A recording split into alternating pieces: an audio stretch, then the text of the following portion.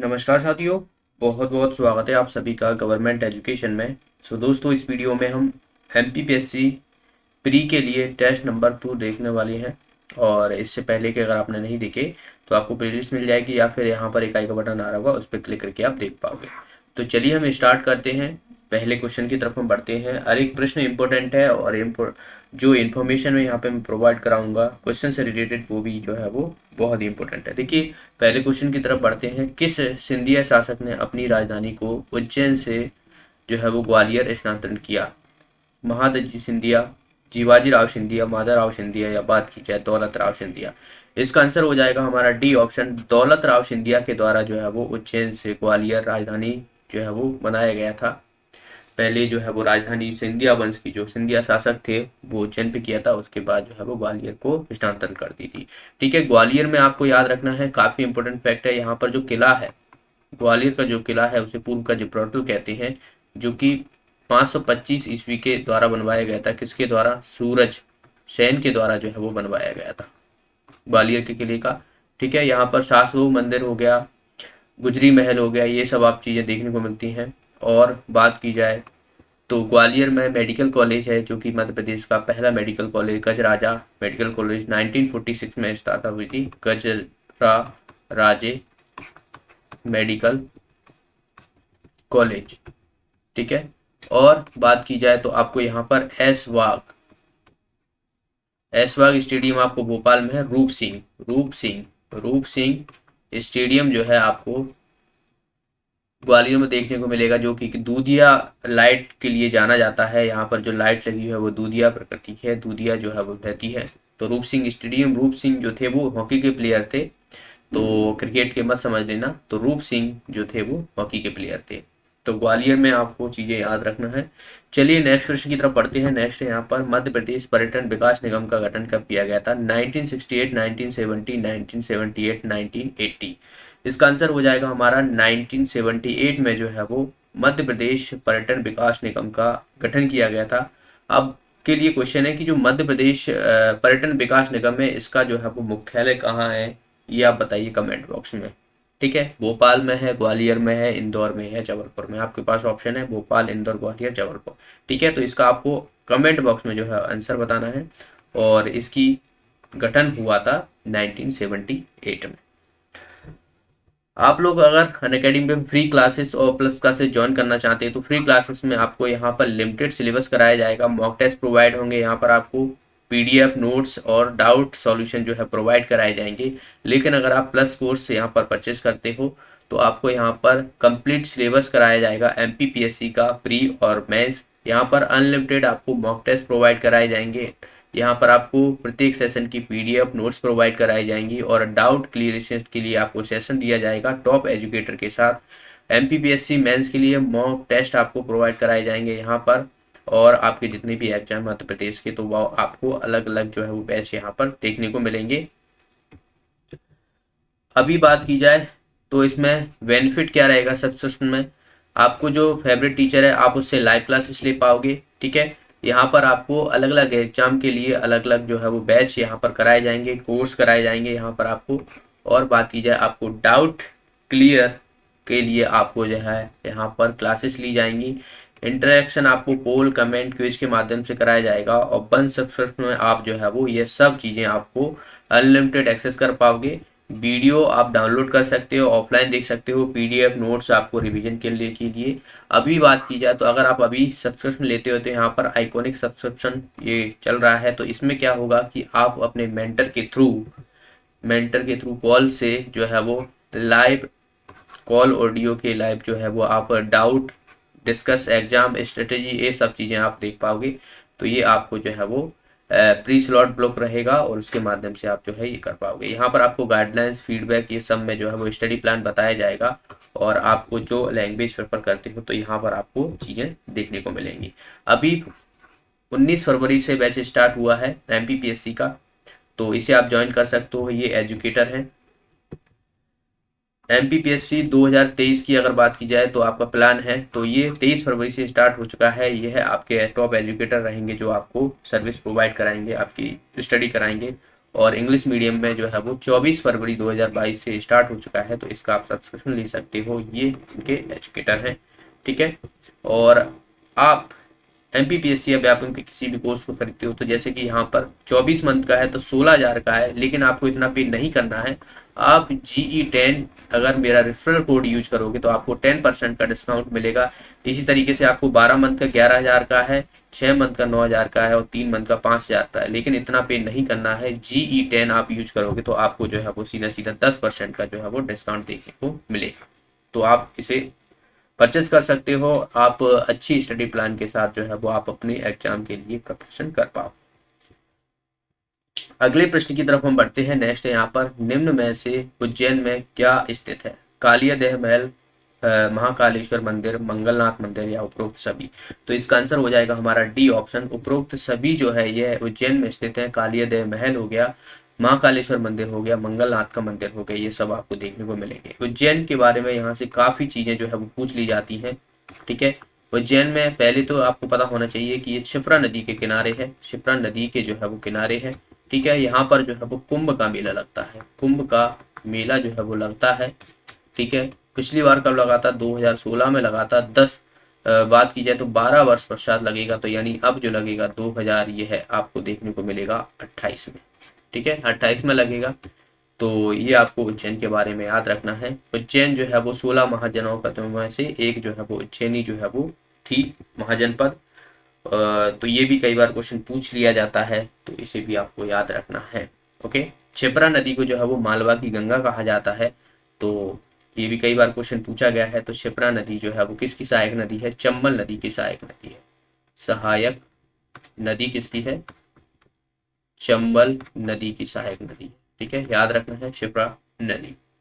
Okay, अगले प्रश्न की तरफ हम बढ़ते हैं। मध्य प्रदेश के कितने जिलों से कर्क रेखा होकर गुजरती है? 12, 15, 14 और 13। दो क्वेश्चनों में दरअसल लोगों को कंफ्यूजन होता है। एक तो होता है नर्मदा नदी का और एक होता है कर्क रेखा, कि नर्मदा नदी कितने जिलों से ऊपर गुजरती है और कर्क रेखा कितने जिलों से ऊपर गुजरती है। देखिए, कर्क रेखा की अगर हम बात करें तो ये आपको जो है वो 14 जिलों से ऊपर गुजरेगी। नर्मदा नदी की अगर हम बात करें तो ये 15 जिलों से ऊपर गुजरती है। तो दोनों में कंफ्यूज बिल्कुल मत होना है, ठीक है। आपको जिले भी याद रखना है, ठीक है। जिले देखिए यहाँ पर मैं आपको बता दूं, ये आप रतलाम देख रहे हो, उज्जैन हो गया, ठीक है, उज्जैन हो गया, रायगढ़, सीहोर, भोपाल। आपको यहाँ पर जो है ये जिले ये आप देख रहे हो, ये तो जो है वो कर्क रेखा की बात की जाए तो ये भारत की है पूरी। यहाँ पर ये 14 जिले से ऊपर गुजरती है। शहडोल हो गया, उमरिया, कटनी, जबलपुर, दमोह, सागर, विदिशा, रायसेन हो गया, भोपाल हो गया, राजगढ़ हो गया, सीहोर हो गया, उज्जैन हो गया, रतलाम हो गया, ठीक है। तो इन सबको आपको याद रखना है। यहीं से जो है वो आपसे बार बार जो है वो क्वेश्चन पूछ लिए जाते हैं, साझा को, ठीक है। तो कर्क रेखा 14 जिलों से, नर्मदा नदी जो है वो 15 जिलों से ऊपर गुजरती है। कर्क रेखा जो है वो कितने 23.5 डिग्री से ऊपर गुजरती है भारत से, और नर्मदा नदी जो है वो उसके समांतर है। नर्मदा नदी यहाँ से इस तरीके से बहती है तो उसी के समांतर है। तो कर्क रेखा के किस दिशा में नर्मदा नदी? तो दक्षिण में है। तो ये भी कई बार क्वेश्चन पूछ लिया जाता है, या फिर आपसे पूछ लिया जाएगा कि नर्मदा नदी के किस दिशा में है कर्क रेखा? तो ये उत्तर दिशा में है कर्क रेखा, ठीक है। तो दोनों ही क्वेश्चन आपसे पूछ लिए जाते हैं। ताप्ती नदी भी जो है वो कर्क रेखा से होकर जो है वो कर्क रेखा की जो है वो समांतर देखने को मिलती है। अगला प्रश्न है यहाँ पर, निम्न में से कौन सा जिला राजस्थान और गुजरात दोनों राज्यों की सीमा को स्पर्श करता है? अलीराजपुर, झाबुआ, रतलाम और नीमच। तो मध्य प्रदेश के जितने भी डिस्ट्रिक्ट हैं, क्या कहा जाए, ज्योग्राफी है वो आपको अच्छी तरह से पता होना चाहिए। यहाँ पर हमें राजस्थान और गुजरात की दोनों सीमा से साझा पूछा गया है। तो ये देखिए, ये जो है वो आप देखोगे राजस्थान है यहाँ पर, और यहाँ पर आप देखोगे गुजरात है, ये गुजरात है। तो ये आप देख रहे हो, ये पोर्शन जो है वो गुजरात और राजस्थान की सीमा है। तो यहाँ पर ये वाला जो जिला है वो झाबुआ है। इसका आंसर हो जाएगा हमारा बी ऑप्शन, झाबुआ जिला जो है वो यह आपको देखने को मिलेगा राजस्थान और गुजरात की सीमा साझा करते। सबसे ज्यादा जो सीमा है देखा जाए तो ये आपको राजस्थान की देखने को मिलेगी, लेकिन अगर आपसे जिले पूछ लिया है कि सबसे ज्यादा जिले किस में देखने को मिलते हैं, तो ये आपको उत्तर प्रदेश में देखने को मिलेगा। तो ये आप यूपी है, देखिए मुरैना, और मुरैना जो एक जिला है जो कि आपको राजस्थान से भी यूपी से टच करता है। सिंगरौली हो गया तो ये आपको छत्तीसगढ़, ये छत्तीसगढ़ है और ये यूपी है, तो छत्तीसगढ़ यूपी से टच करता है। ठीक है, और बालाघाट जो है वो ये महाराष्ट्र और छत्तीसगढ़ से टच करता है। और यहाँ पर बात की जाए तो ये अलीराजपुर जो है वो महाराष्ट्र और गुजरात से सीमा साझा करता है।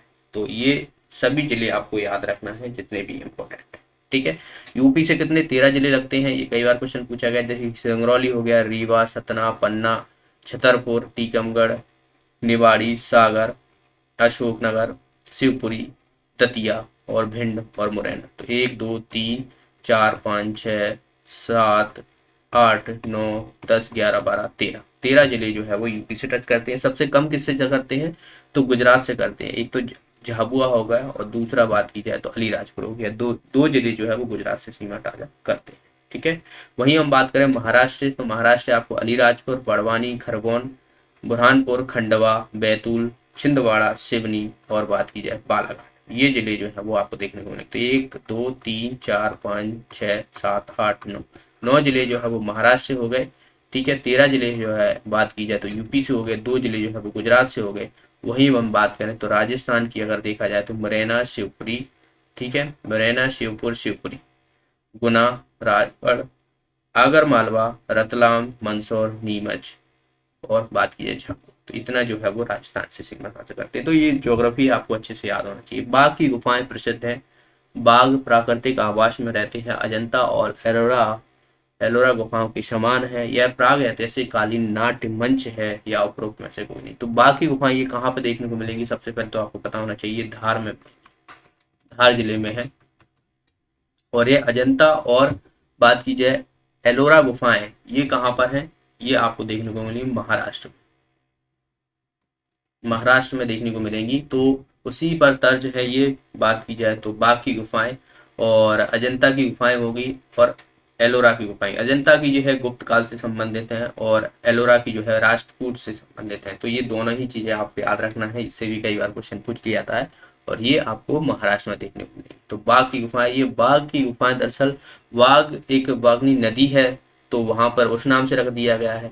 और ऐसा भी कहा जाता है कि यहाँ पर बाघ रहने लगे थे गुफाओं में तो बाघ गुफाएं बोलने लगे थे। तो कई इनके तर्ज हैं, अलग अलग लोगों ने अलग अलग जो है इनका नाम दिया गया है दरअसल। तो नदी के नाम पर भी है, बाघ रहने लगे हैं तो बाघ। पर ये आप याद रखना किस जिले में पड़ती है, ये धार जिले में पड़ती है। नेक्स्ट है यहाँ पर मध्य प्रदेश का राजकीय खेल मलखम्ब कब राजकीय खेल घोषित किया गया था, 2011, 2012, 2013 या 2014। तो मलखम्ब, सबसे पहले तो यहाँ पर ये नोट डाउन करना है कि राज्य की खेल कौन सा है, मलखम्ब है। और ये 2013 में जो है वो राज्य के खेल का दर्जा दिया गया था। तो मध्य प्रदेश में जितनी राष्ट्रीय गान है जैसे सबका दाता सबका दाती कुछ इस करके जो है वो बात की जाए सबका साथी सबका, तो ये आपको महेश श्रीवास्तव के द्वारा जो है वो लिखा हुआ है और ये मध्य प्रदेश का गान है। अगर आपसे नृत्य पूछा जाए कि नृत्य कौन सा है तो राई है।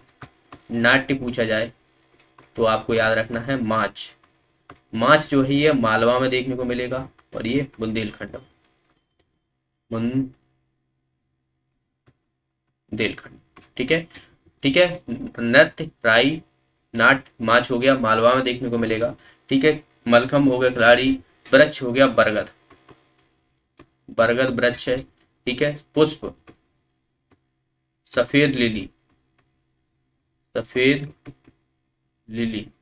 ठीक है, और बात की जाए पक्षी, पक्षी दूधराज। ठीक है, और पशु बारहसिंगा, बारहसिंगा है। तो इन सबको आपको याद रखना है। वृक्ष और क्या बचा, पुष्प हो गया, सफेद लिली हो गया, पक्षी हो गया, दुधराज हो गया, वृक्ष हो गया।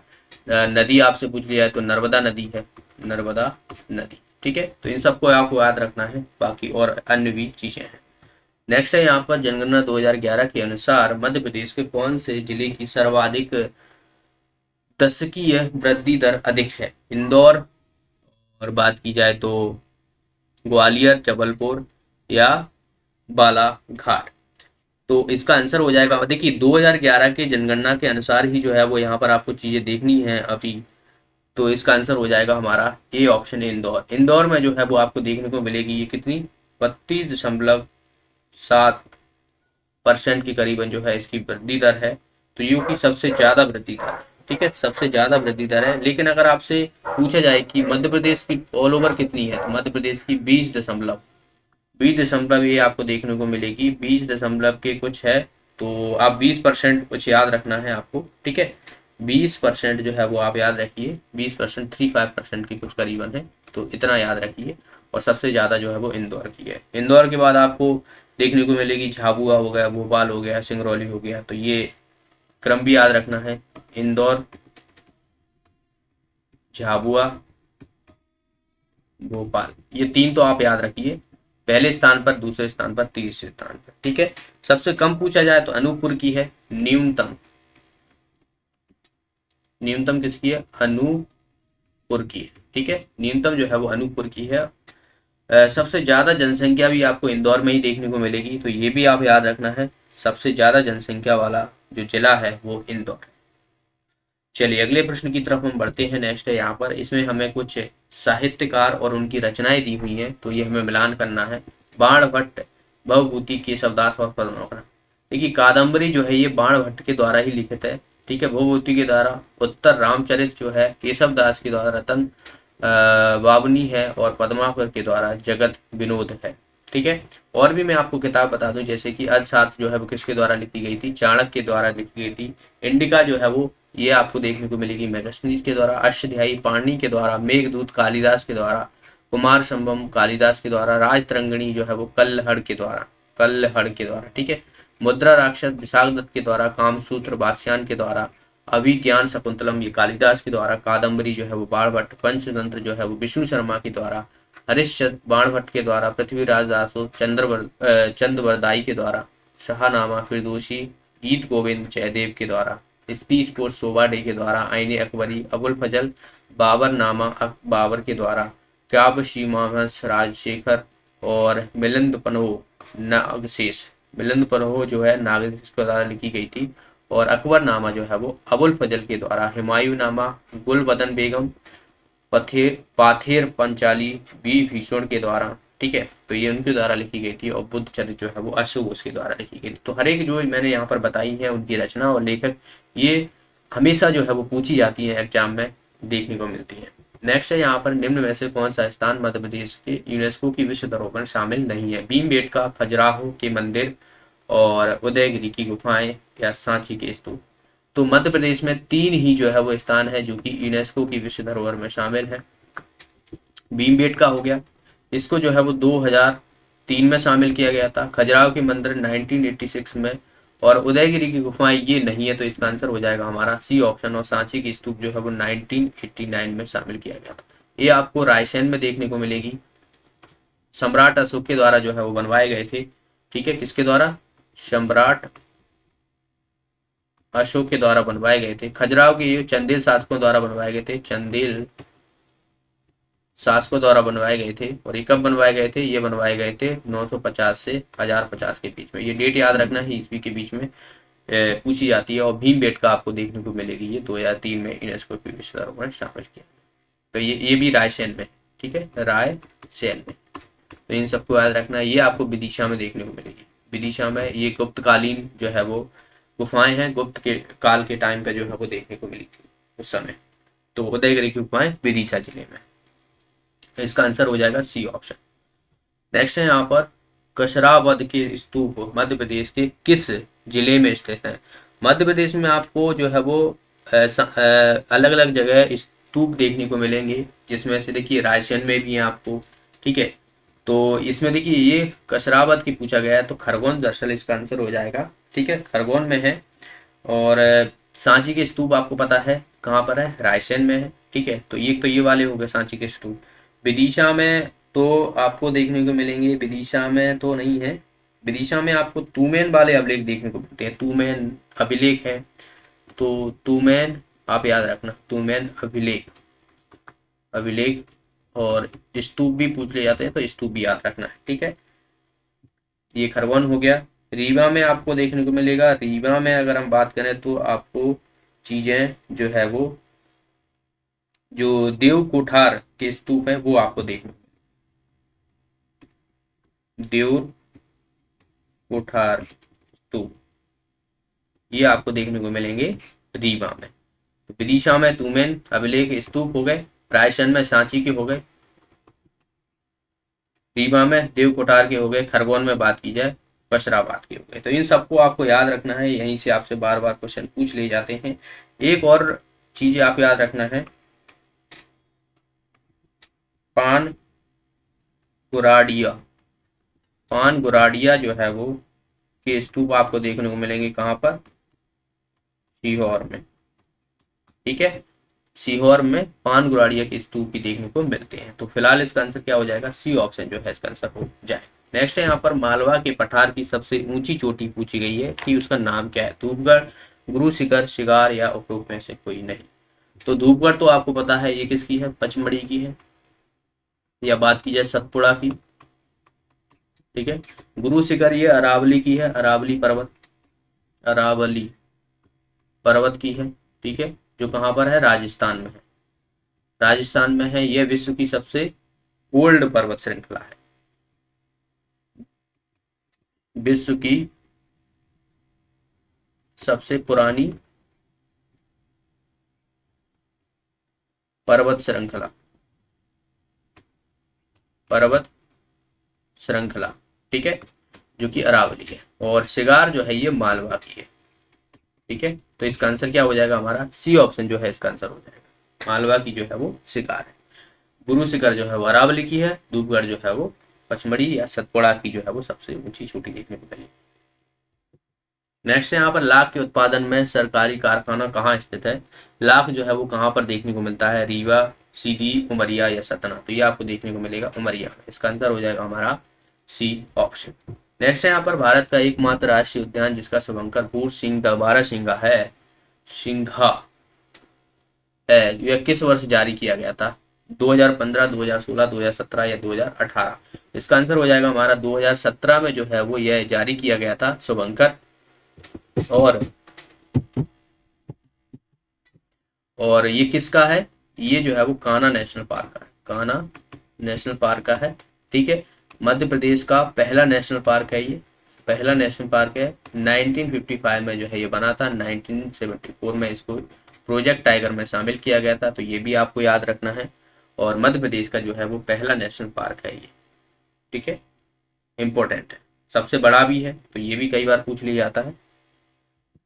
नेक्स्ट है यहाँ पर माधव, मध्य प्रदेश के माधव राष्ट्रीय उद्यान में स्थित जॉर्ज कैसल भवन किस वर्ष निर्माण करवाया गया था, 1990, 1911, 1912 या 1914।